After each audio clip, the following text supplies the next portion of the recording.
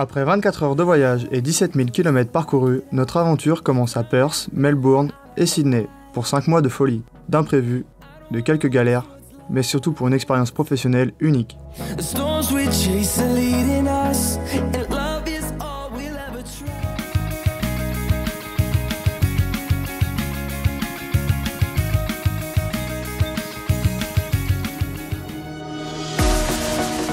Bienvenue dans la filière du cheval en Australie.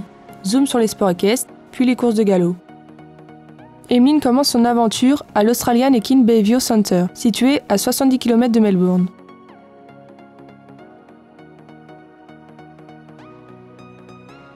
Cette structure de 32 hectares accueille une quarantaine de chevaux et fonctionne avec 3 employés, 4 stagiaires et ses 2 patrons, Alistair McLean et Ricky Andreasen.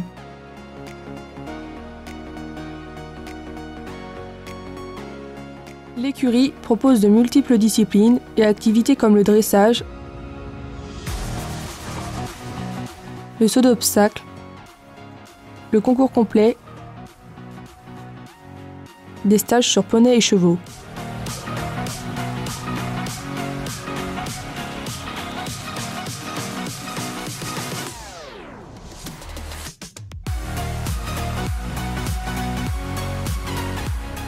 Des débourrages.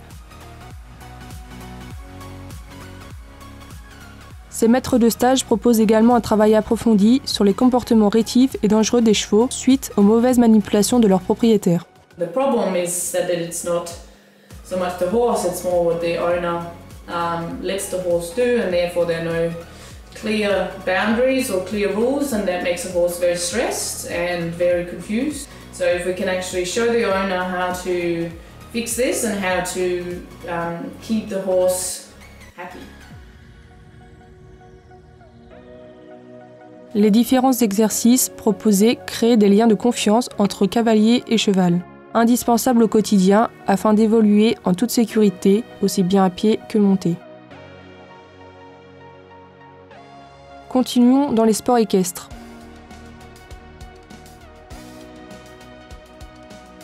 Je vous emmène à Greenvale du côté de Melbourne, aux écuries Ackfield Equestrian Centre. Cette structure de saut d'obstacles est dirigée par David Prior, Rebecca Alsop et 2 salariés.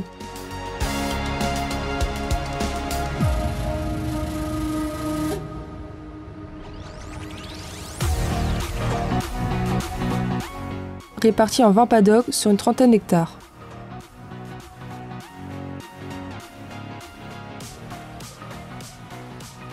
Ces chevaux sont essentiellement dédiés au concours complet et de saut d'obstacles.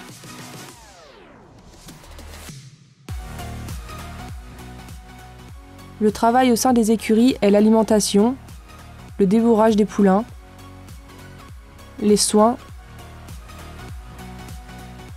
La préparation des chevaux au concours est réalisée à pied et montée.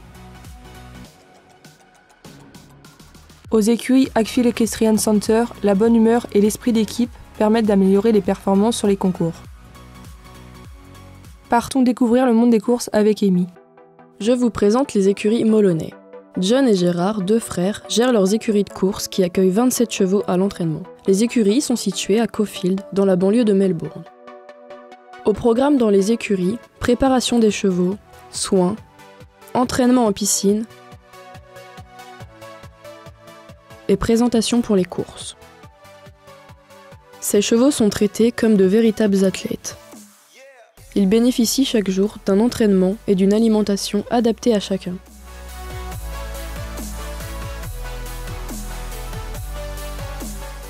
J'ai accompagné mon maître de stage sur de nombreuses courses dans le Victoria. Il faut dire que les courses hippiques sont le 3e sport le plus populaire en Australie. Plus de 2 millions de personnes se déplacent chaque année pour suivre les différentes courses proposées.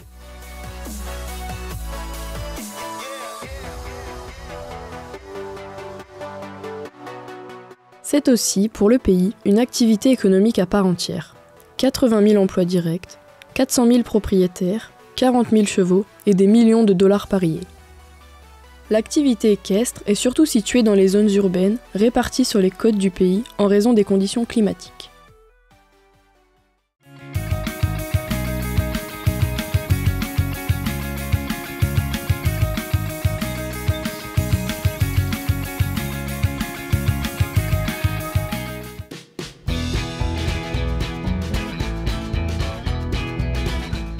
Partons découvrir l'agriculture australienne.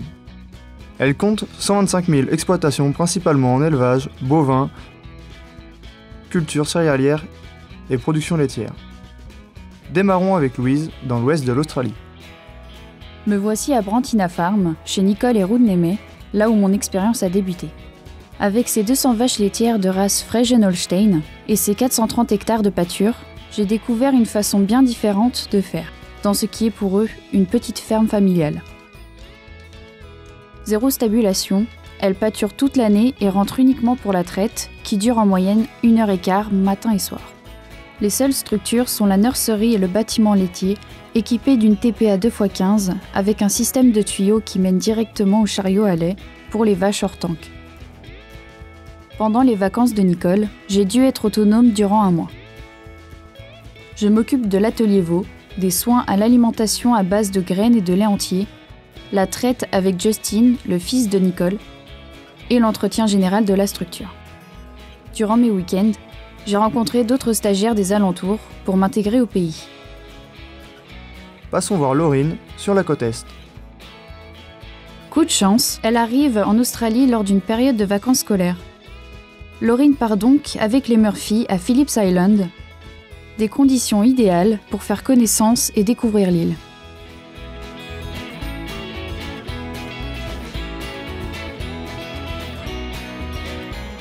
Maintenant, place au travail. La ferme familiale est un système toute herbe. 2 personnes y travaillent, Damian et un salarié. Les tâches sont variées, la traite tous les matins en 2x20 dure entre 2 et 3 heures. Le reste de la journée, c'est travaux des champs.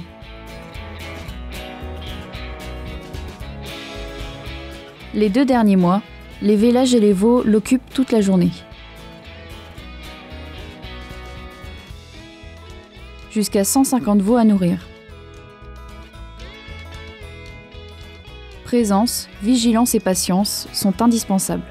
Les Murphy prennent le temps d'aller à des réunions de groupes d'éleveurs, des rencontres enrichissantes.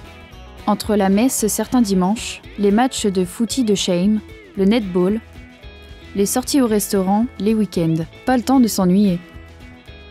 Une superbe expérience dont elle gardera de très bons souvenirs.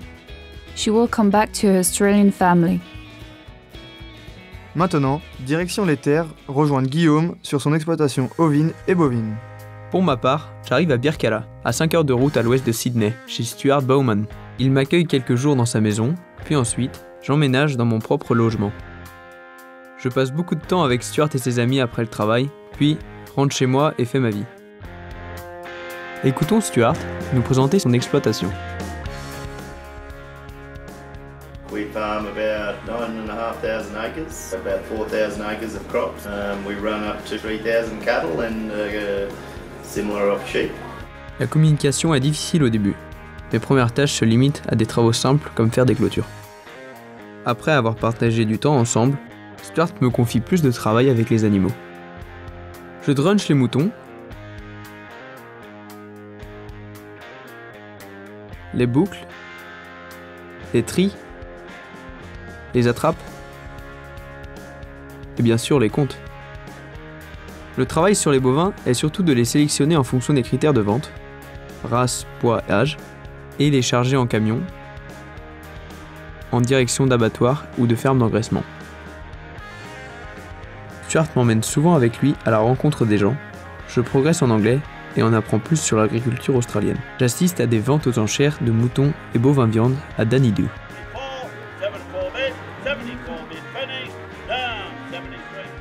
Je visite aussi la ferme de coton de l'un de ses cousins. Impressionnant, cet immense système d'irrigation. L'hiver est sec, il n'y a plus d'herbe dans les champs. Il loue des fermes pour mettre ses animaux. Cela me permet de beaucoup voyager dans le New South Wales et de voir des fermes encore plus démesurées que celles que j'avais l'habitude de voir. Mais Jérémy peut nous en dire plus sur le gigantisme australien. 36 000 hectares autour d'un seul siège d'exploitation, de 10 à 100 salariés suivant les saisons, un parc matériel XXL. Bienvenue à la Grantree Farming appartenant à Nick Grantree, situé dans le New South Wales.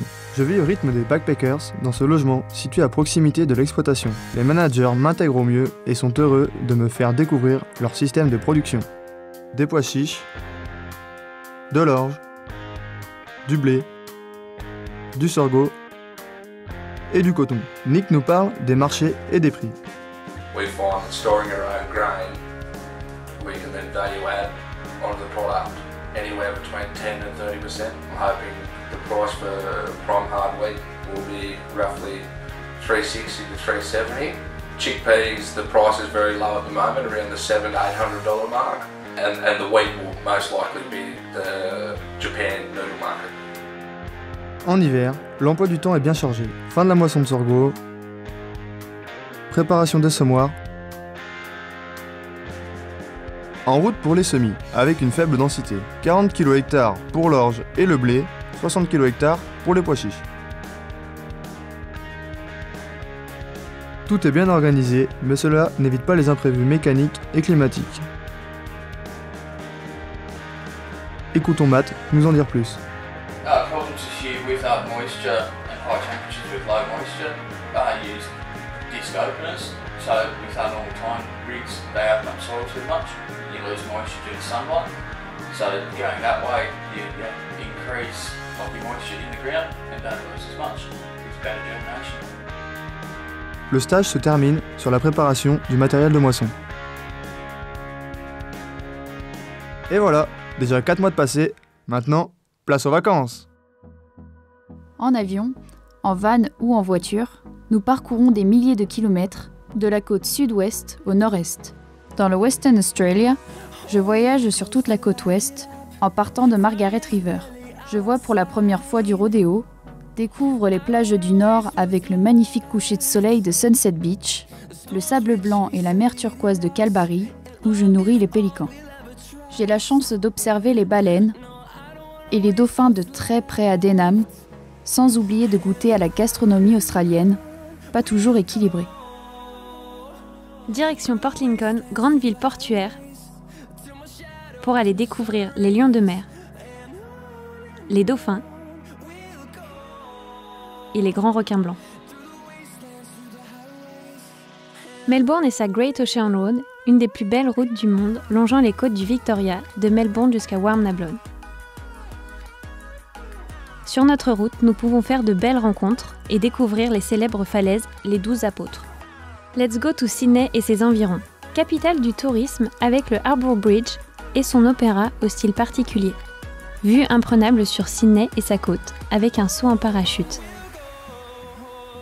Perdus dans une forêt tropicale, nous voilà arrivés aux Blue Mountains, à 170 km de Sydney, cap sur Cairns. Commençons par Anna Bay avec sa plage et ses chameaux. Port Macquarie, connu pour son style typique australien, avec ses jeunes surfeurs, ses enfants qui se rassemblent au skatepark, ainsi que ses rochers décorant le bord de mer. Visite de son hôpital de koala, moment émotionnel pour tous. Puis cap sur Byron Bay avec ses baleines. Nous voilà partis en direction du Queensland. Ville du soleil, plage paradisiaque, building à l'américaine, sans oublier un sport national, le surf. Bienvenue sur la Gold Coast et Surfer Paradise. Brisbane et ses tours modernes, construites dans le quartier historique, nous séduit par sa grande rue piétonne et son jardin botanique avec ses nombreuses iguanes. Plus au nord, nous découvrons de magnifiques stations balnéaires aux paysages sauvages et au climat particulièrement chaud, la garantie de vacances réussies malgré des petites galères de camping. Pas facile de planter une tente sans marteau. Sensation forte à Harley Beach, entre jet ski et saut en parachute au-dessus des White Sunday.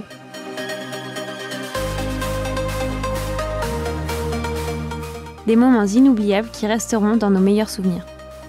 Petit séjour à Magnetic Island, grande par son charme. L'occasion rêvée de porter un koala dans les bras, ou même d'approcher un échnidé. Traversée rapide de Mission Beach avant de rejoindre Cairns, dernière étape de nos vacances. Plongée sur la grande barrière de corail, ou croisière sur la Daintree River, à la rencontre des crocodiles. Adrénaline assurée. Un deuxième départ du continent pour visiter Fitzroy Island. Paddle, plongée et visite de l'île sont au rendez-vous. Ce voyage a été incroyable, de paysages à couper le souffle, de rencontres inoubliables, d'expériences uniques sur le plan personnel comme professionnel. It would be a dream to come back. Pour finir en beauté ce voyage, Jérémy m'emmène à la découverte des îles Fidji, à 5 heures d'avion de l'Australie. Ces îles peuplées de multiples tribus des Fidji nous offrent un accueil des plus chaleureux.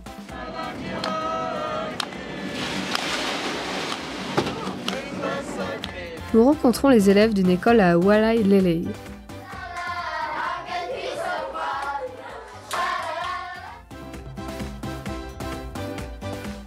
Un repas et sa soirée traditionnelle avec ses chants musicaux qui nous résonnent encore dans les oreilles.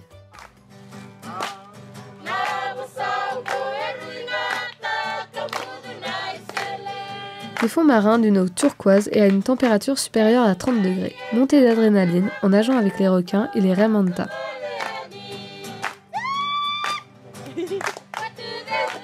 Du corail et des poissons de toutes les couleurs plein les yeux. Il est temps de retrouver les chemins du CFTA.